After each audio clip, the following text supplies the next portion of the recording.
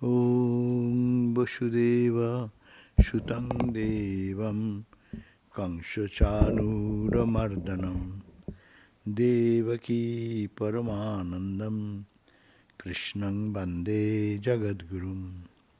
Om Shanti Shanti Shanti.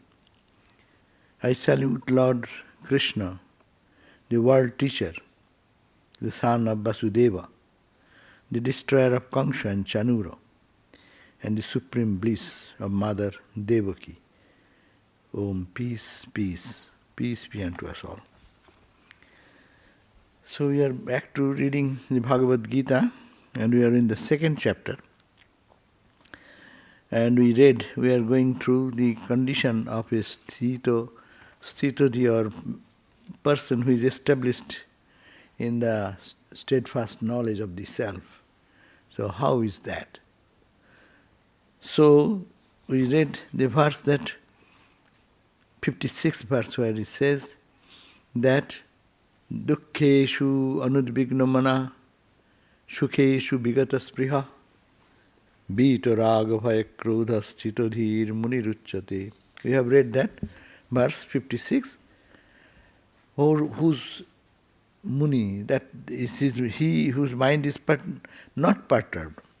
That's our life is perturbed or disturbed every day on something happening which is not our expectation.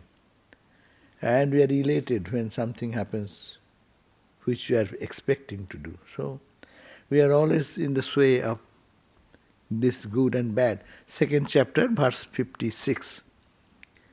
So there, we are always, so what is the purpose of human life? Purpose of human life is to have absolute peace and absolute joy. Not buffeted by these obstacles or excited by that means we should not be controlled by the outside nature.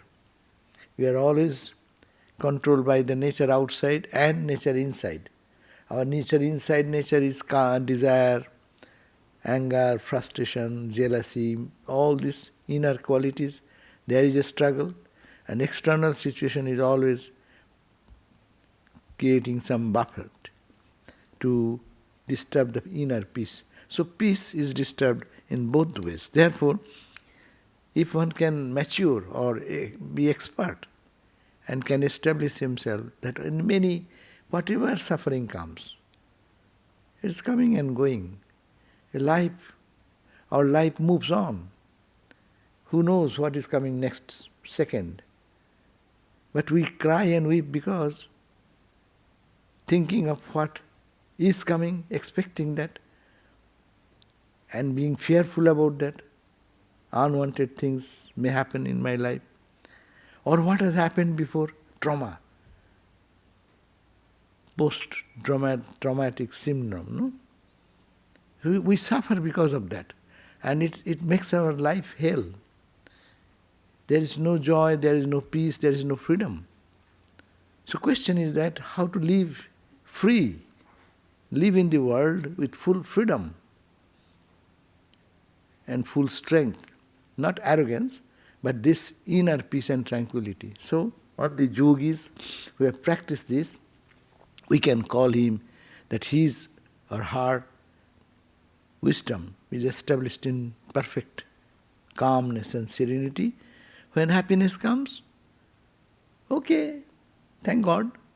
When suffering comes, thank God, it has come. So, how one can be detached to both the conditions? Very difficult. Say Ukraine, what is going on? Not Ukraine, anywhere you look, it is human nature. So wherever this type of disturbance is going on, how one can keep peace? Either you should be a dull object like a piece of wood. A piece of wood has no sensation. Whether you cry or weep, it has nothing to, it does not have suffering and pain. Shall we be like piece of wood or a piece of stone? Or shall we be totally immersed into suffering and pain and get depressed?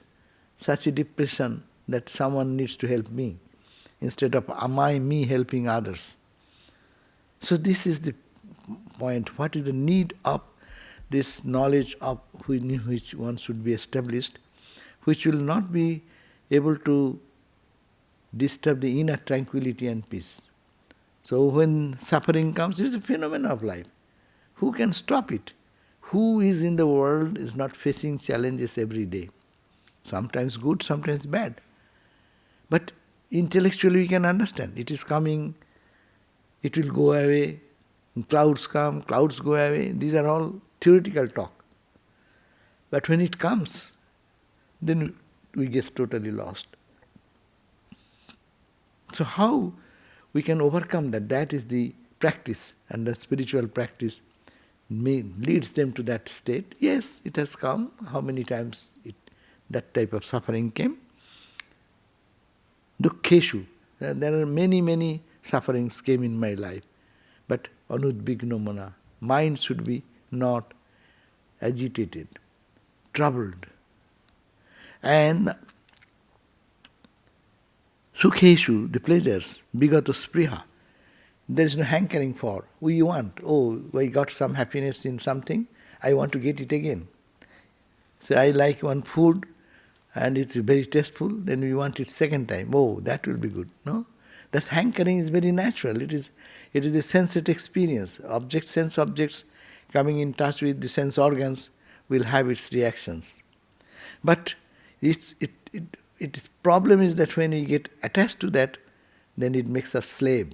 We become slave of the whole world. Actually we are slaves. We have no freedom. We think that we are free. But where is our freedom?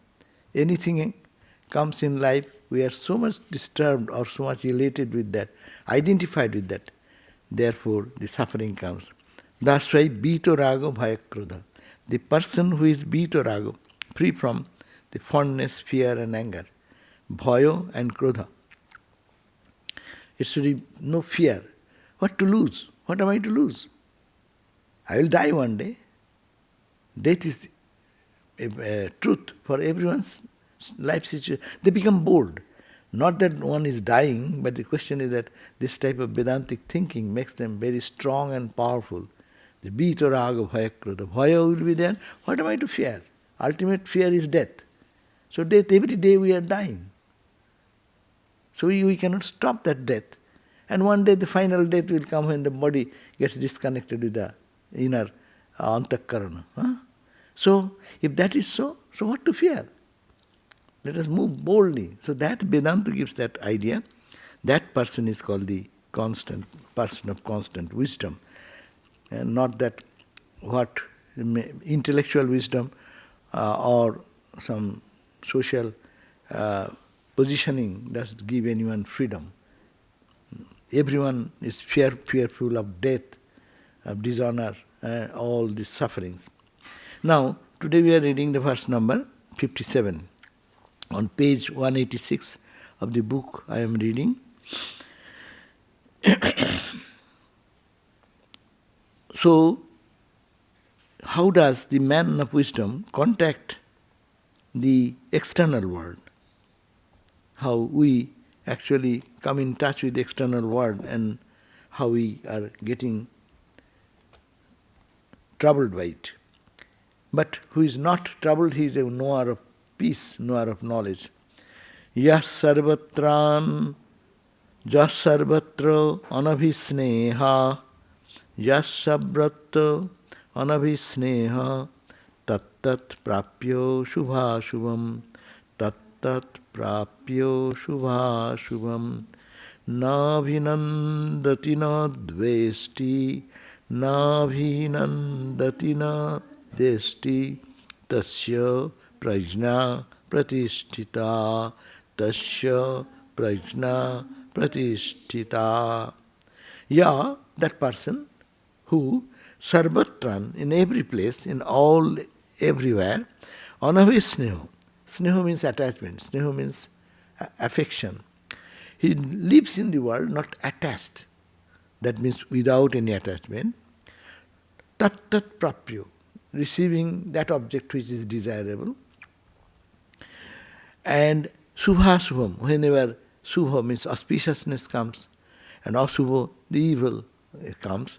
He is not naabhinandati. He is not rejoicing when he gets something which is, he suddenly receives in the material world, and the world of our living. And neither he rejoices, neither he dresti. He does not hate or try to get out of it. It has come accepting all the situations without any reaction in the mind. That person, things will happen. We look at the life of all the Brahmagyanis, the sadhus, or even in the householder life, those who are there, perfected themselves, suffering coming in their life. But how they face the challenges of suffering, how they are not affected by it, and how we are affected. So, who can help us? That's Vedanta says, we have to help ourselves. The question is that life will bring all these desirable and undesirable objects, and when it comes, we'll have to face them and face the consequences. But you can take the right means, whatever the best means to overcome that trouble, and beyond that, what we can do? Keep the mind peaceful. It's good to say, but it is to be practiced. It is a hard practice. So that's why, say Turiyananda Swami, he is a holy man, but holy man does not mean he will not have carbuncle in the back. That is a disease, it will come. And he has to face the challenge. Doctors will come, operate, and operation will be done, and then, but how he faced that challenge without attachment. It's happening. It is to be done. What is to be done, done. See, one time our President Maharaj was Bhuteshananda Maharaj. So, he was taken to the hospital just last time. But the operation was little crucial, and it is very iffy. So the doctors then came and asked Maharaj, bless us, so that we can do the surgery very well. Last time we were successful, hope this time we will be successful. Please bless us so that we can do. He said, I cannot say anything. No, you are the person, you have to tell whether we'll perform the surgery or not, etc. Then his response was there. See how, being in the body, how he is overcoming that with joy and dignity. He said that, oh, this body does not belong to me. The day I joined this order, it belongs to Sri Ramakrishna. So, whether you will do operation, or will you do or don't do, this is not my choice. You ask the trustees, they will decide, and you doctors decide. See how it's a crucial, and actually that was fatal. That's why he is not consenting anyway. But whatever happened, see the sthita prajna avastha. We are talking about this philosophy. It is possible. There is demonstration before our eyes that a knower of truth can face the challenge with dignity, with power and smile. It is happening. It is a body. Body will have its problem, and doctors have to take care of it. And doctors sometimes taking care of, they make it much worse. That also happens. But that was to happen, that's all. You can blame anyone, but it has happened, it will happen. So how one can be detached? Here we find a great example, that when you offer yourself to God, really think that it is God's property. I am not to decide anymore. If you give me, say, some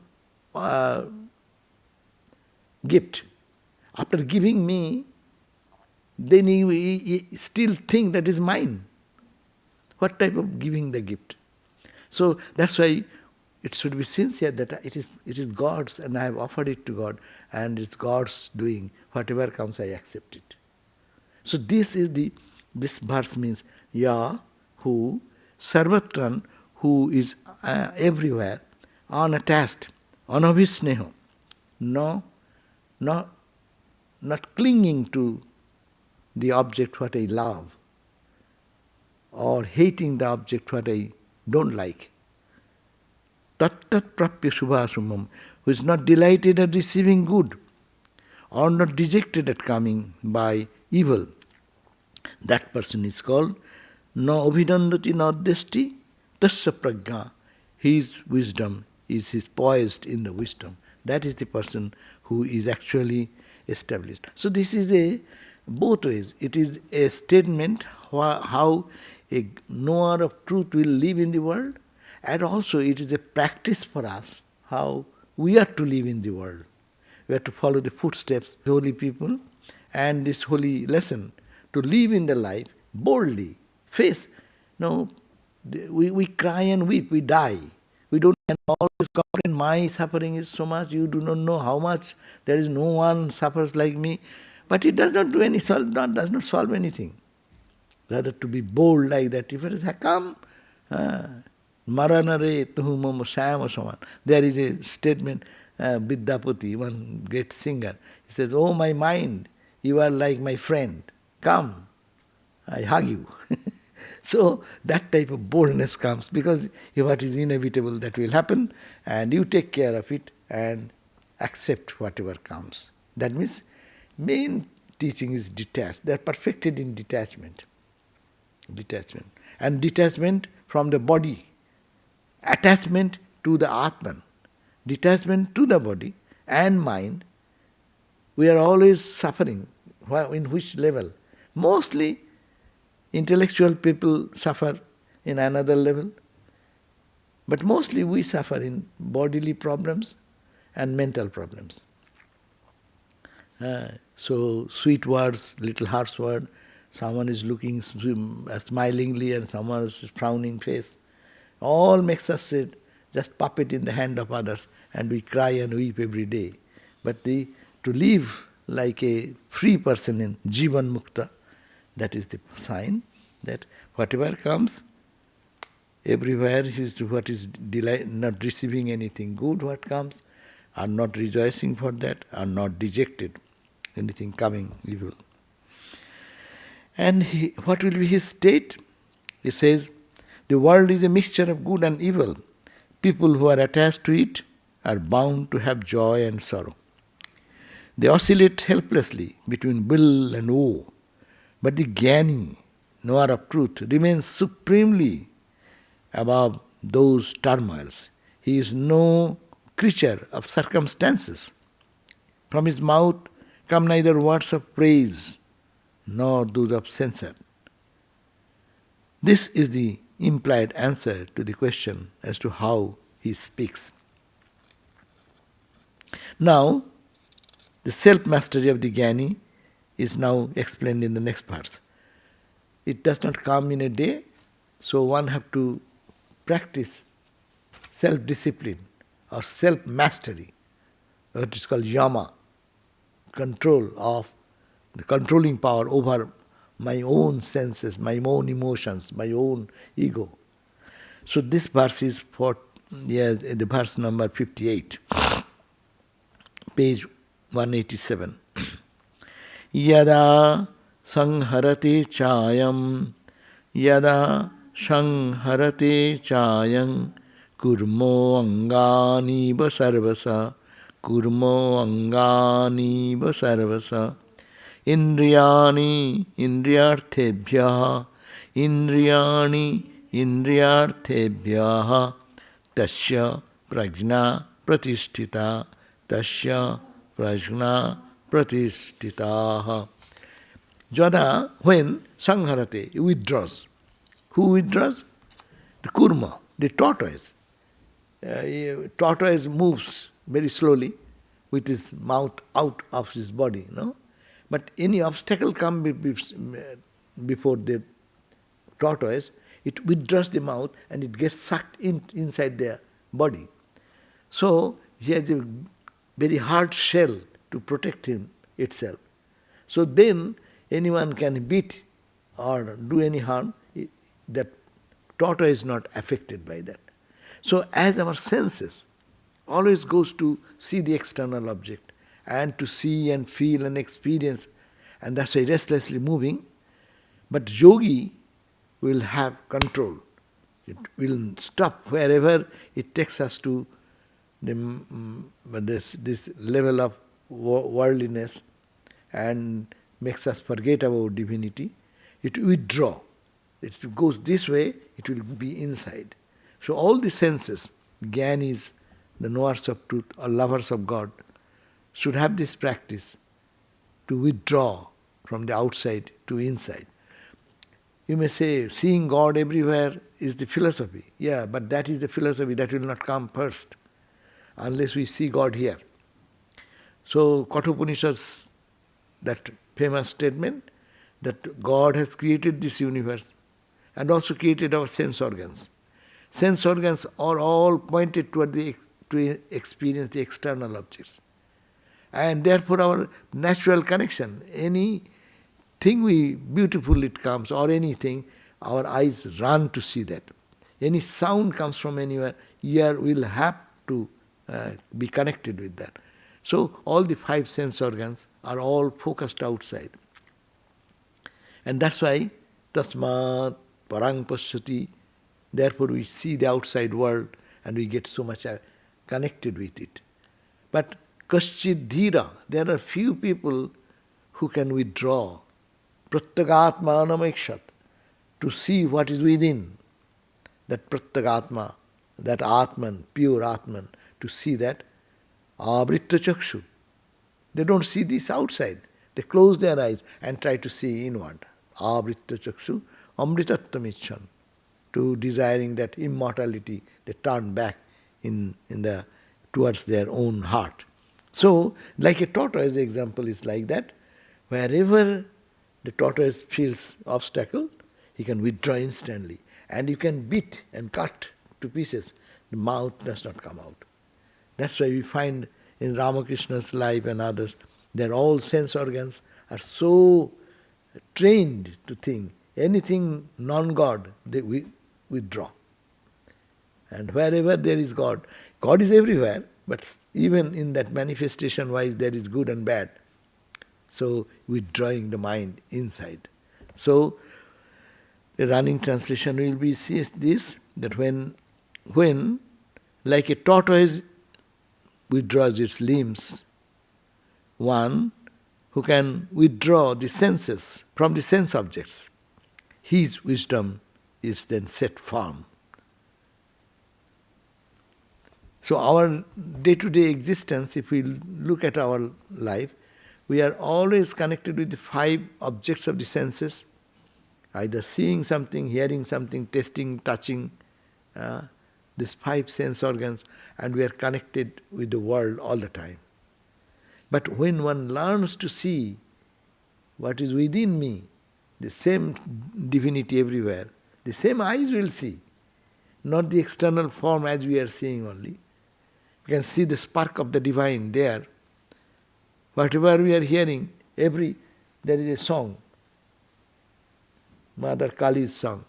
As many alphabets you utter, these are all mantras, Mother's mantra.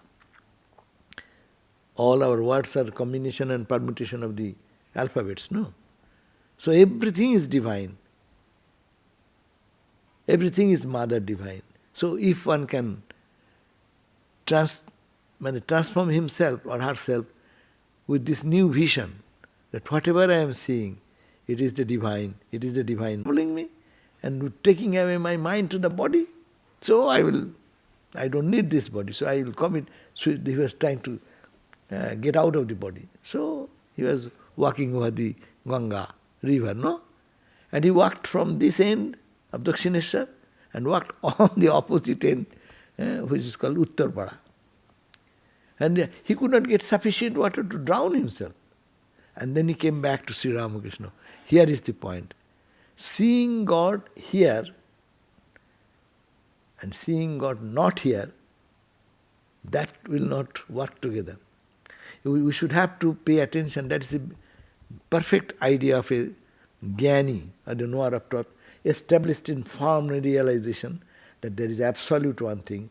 When closing the eyes they see here, with opening the eyes will be the same manifestation of the same. That's why when he came to Ramakrishna and Ramakrishna asked him to go to my mother, and when he went there, what he saw? That bright, brilliant, living mother, pulsating, everything is pulsating by her presence everywhere. So that vision transformed the establishment in the firm knowledge of Vedantic wisdom. Wisdom seeing, closing the eyes, if that is the realization. That's why Ramakrishna the mission's goal is to see God with eyes open and to serve God. It is not giving up everything and go into the solitude only. Yes, going every day to inside.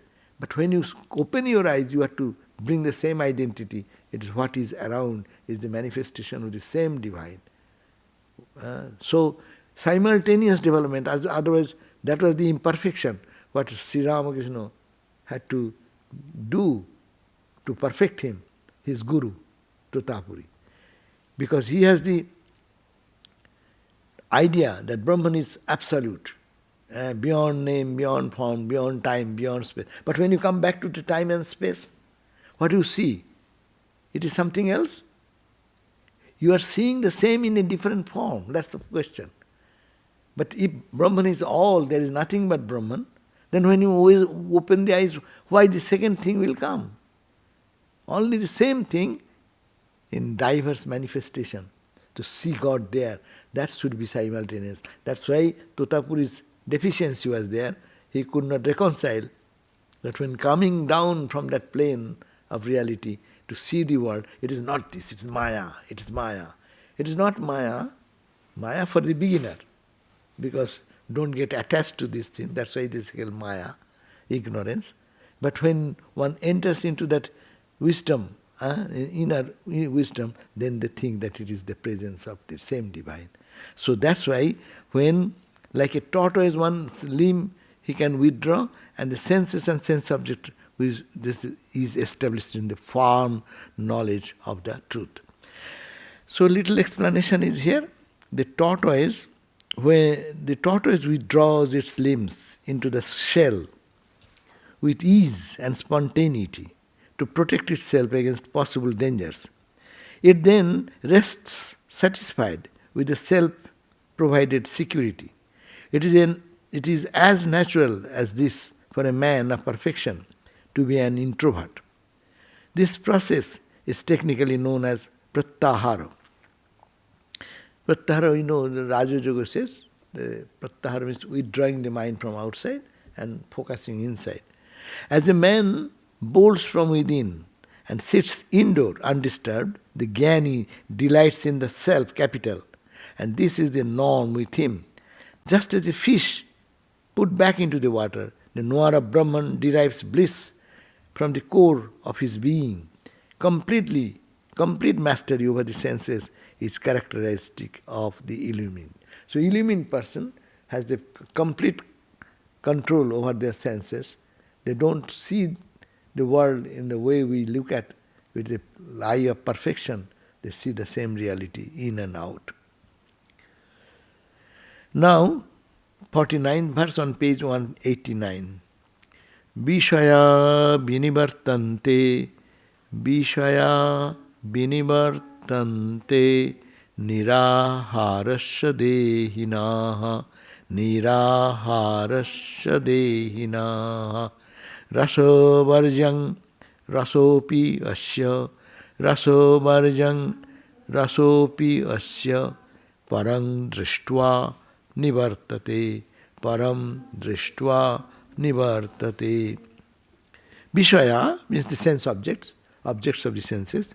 Vinivartante, when it is turned away. Niraharasya, even abstinent, those who are embodied being, even the senses, you are not enjoying the senses, but you carry the taste of these senses, the enjoyment in the mind. So it is going one step very deeper. When the sense object is there, my eyes go there, the food is there, my desire comes to taste it, but you are not having the food in front of you. But you remember ice cream. See what happens. Your mind is saying something. Now we feel some. So niraharasya, no ahara. I am not eating. I am not seeing. I am not hearing. I am not tasting. I am not touching. But still, dehina, that subtle way, that desire is inside, hidden. Niraharasya dehina. Dehina means men of rasavarjang, living the longing, even rasa, the taste remains hidden. That's why sanskaras remain. So, then only how that will go, we understand. People, that's why it is said that for absolute knowledge, we need to renounce both gross and subtle. In apparently, why it is needed if I am not attached to anything in the external objects of the universe? That is enough. But no, there is another level, subtle level, sanskaras remain there, impressions remain there. That will go only parang drishtva nivartate. When one actually experiences the supreme knowledge, that supreme absolute knowledge, then that desire, the hidden desire, the subtle desire, that will only be wiped out. Otherwise that remains. Even niraharasya, you are not eating, but the taste remains, the craving remains inside the mind. I am not seeing anything I saw once, that memory remains in the mind. I heard something which is very interesting, my attachment for that remains. So these are very subtle level. So though it is vishaya vinivartante, though the vishaya, the sense objects, have been given up, mind is so much trained that it does not look to any object like that, but tries to see the divine there. And niraharasya, you are not eating or you are not experiencing anything, that rasa varjam, you have given up the taste for it. You don't find what you call the joy of having it anymore. People say, oh, I have tasted that enough, I am no more interested in that. No? Rasa, though other people will be accepting that as a great achievement to have it. Suppose many of you have got your PhD and your PhD students and under you. So are you craving for PhD? Is a big thing for you? Okay, PhD is PhD. But for those who have not, oh, PhD is a course we have. So that taste remains. But after achieving some point, that taste also goes away. But it goes, but it does not go. It remains in a subtle way for higher and higher and higher something.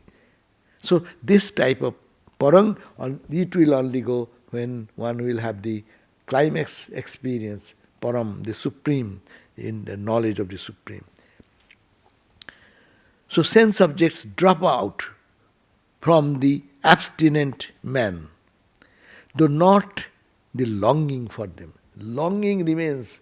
The objects drop out, does not make much attraction for them, those who have practiced long time.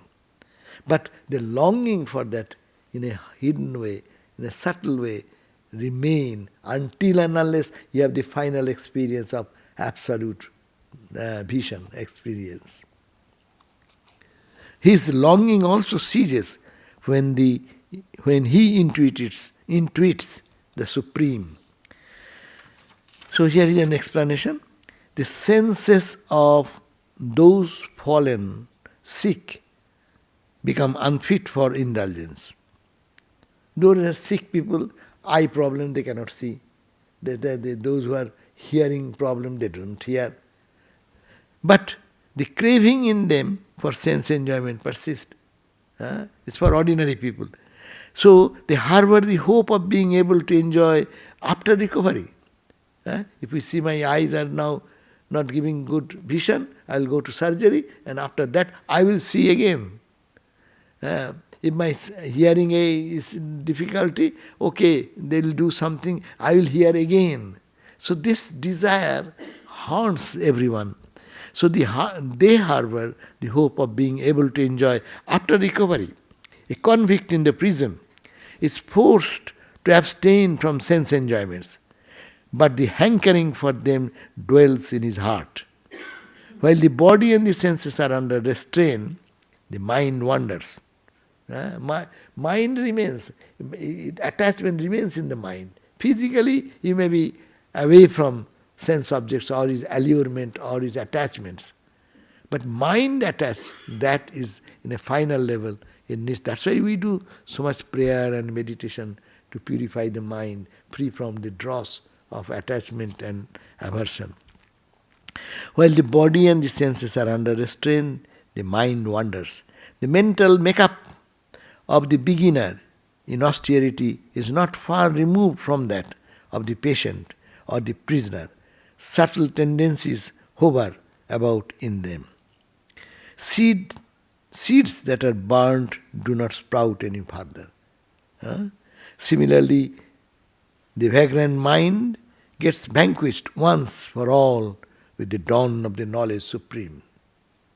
A jnani is he in whom mention has lost its vehemence.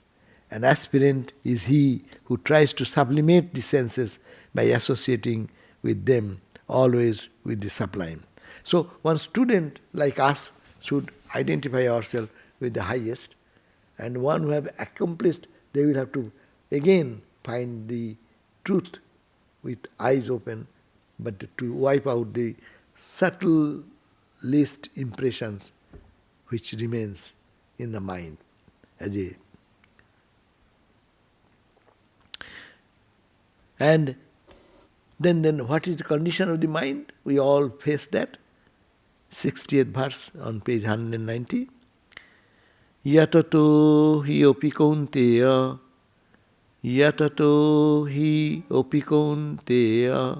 purushasya vipaschita indriyani pramathini haranti prasabhang manaha yatato opihi kaunteya, O Arjuna, Kunti Nandan, jatato, you are striving, we are struggling not to be attached to the things, not to be attached to the sense objects. He, opi, purushasya vipaschito, even of the wise, indriyani pramathini, the indriya, the senses are so strong. Pramathini means turbulent, and it actually snatches, haranti, it carries away forcefully, drags the mind as it were, prasabhang, violently takes the mind out. Forcefully, I don't want to think of other thought, but the thought comes and forces me. I don't want to see something which is non-spiritual, but the eyes move like that. So it is the power of the mind is so strong, it violently acts upon us and uses its force to take me off my goal. So the excited senses, O son of Kunti, impetuously carry away the mind of even a wise man striving for perfection. What the question of us? Even a wise person's mind sometimes snatches away because of the force of their previous practices. Mind is always, carries its own past momentum. How many times we got joy out of the sense objects, so that impression is become so strong, so that I don't want it now, but it does not leave me. There is a statement, I want to leave the blanket, but blanket does not leave me. I want to get out of this, but this object does not leave me go. It is because of the samskaras. Treacherous are the senses. They are as impetuous as wild horses, newly harnessed. Riding on them is risky to life.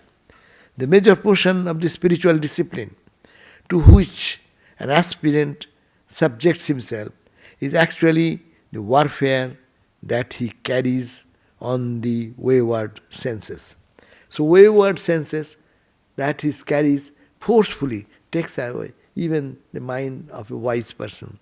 Innumerable are the defeats that he suffers at their hands at the initial stage. Repentance, so much spoken of by a section of theologians as a means to win the mercy of the Maker, is none other than the moral man chewing the cud of the rebuffs and reverses that he has had from restive senses. So whenever felt, what is our, actually this is the, we go and repent. Repent means what? I don't want anything, but I want to get out of it, but I failed it, so I repent. So repentance means unconsciously it is a struggle to hold on to the ideal and versus the failure which I am subjected to do under certain conditions. So conquest of the senses is the means for attainment of excellence here and hereafter. So what is the glory of life? To conquest of the senses. You the master of the mind, master of the senses. That person is really enjoys freedom, who has the mastery over his own. I like to see, I will see. I don't want to see, eyes will not move that direction. That's the yogi's practice. We find that type of training of the mind with our Ramakrishna's many disciples.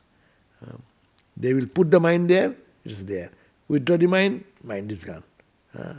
That example of Hari Maharaj Turiyananda about the carbuncle, what we are talking about, is the touch, no? The skin is touch. With a knife you touch, it will be here the pain. But you withdraw the mind and the senses, that's all. He does not feel anything. So that is the power, and that is the person who is free from all obstacles. So conquest of the senses is the means for attainment of excellence here and hereafter. The refinement of an individual or a society is measured by the yardstick of sense control. What a good society, people of noble character, restrained people. They don't just go and attack someone, kill someone, recklessly behave like a senseless person. No, society is controlled, individual life is controlled, family life you find where there is a control. So sense control is the source and path to liberation. Therefore, what is to be done? You have to Tani sarvani sangyamya, Tani sarvani sangyamya, Yukto asita matparaha, Yukto asita matparaha, Vashehi jasyendriyani, Vashehi jasyendriyani, Tasya prajna pratisthita, Tasya prajna pratisthita. Tani sarvani sangyamya. Tani means all these sense organs, 5 sense organs, all of them, sangyama means controlling that, yukto ashito. Stay tuned with the matpara, with me the Lord of the universe, I, Krishna, the absolute and the relative. Tune yourself with me, matpara. And you know, Vashehi jasyendriyani, whose sense organs are under control, tasya, that person's prajna, the wisdom, he is established in that wisdom. The yogi, having controlled them all, sits focused on me as the supreme goal. So this is also very important sadhana, practice for us. What to do? This is the struggle. Senses are trained. That's why our Rupa Dhyan, we are taught by our gurus. Think of your chosen ideal, beautiful face, shining and with bright brilliance, radiant light, all these things to attract our mind. Mind wants to enjoy, no? So let us focus on the divine form of Ramakrishna. Let us think about the divine glories of Ramakrishna. So think of whatever to the senses, whatever the senses want, give that connecting with Sri Ramakrishna. So that is the way that will control the yogi. Having controlled them all, then he sits focused on me, capital, the Lord, the Absolute Satchidananda, as a supreme goal. Then my wisdom is constant, whose senses are under subjugation. So whose senses are under constant, his wisdom is constant. Whose wisdom will be constant? That person who has the focus, control, senses. He can control the senses. That means it is most important point. Spiritual life is all control of the senses and the mind. Mind is the boss of all the senses. 11 senses, no? They call 10 senses, sense organs, 5 organs of perception, 5 organs of action. Eyes, ear, nose, throat, etc. and hand, feet, etc. So 10, and each are connected with the mind.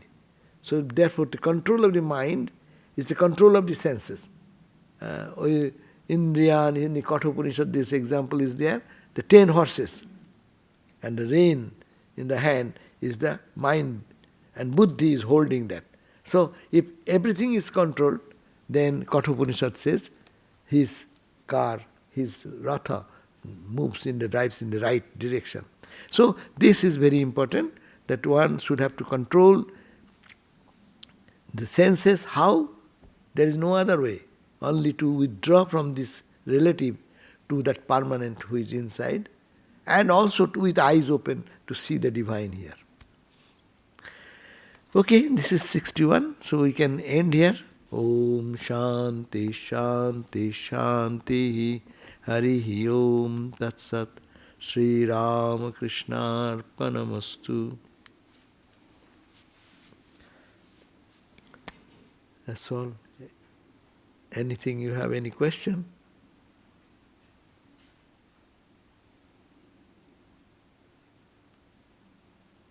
Okay. So thank you who are in online.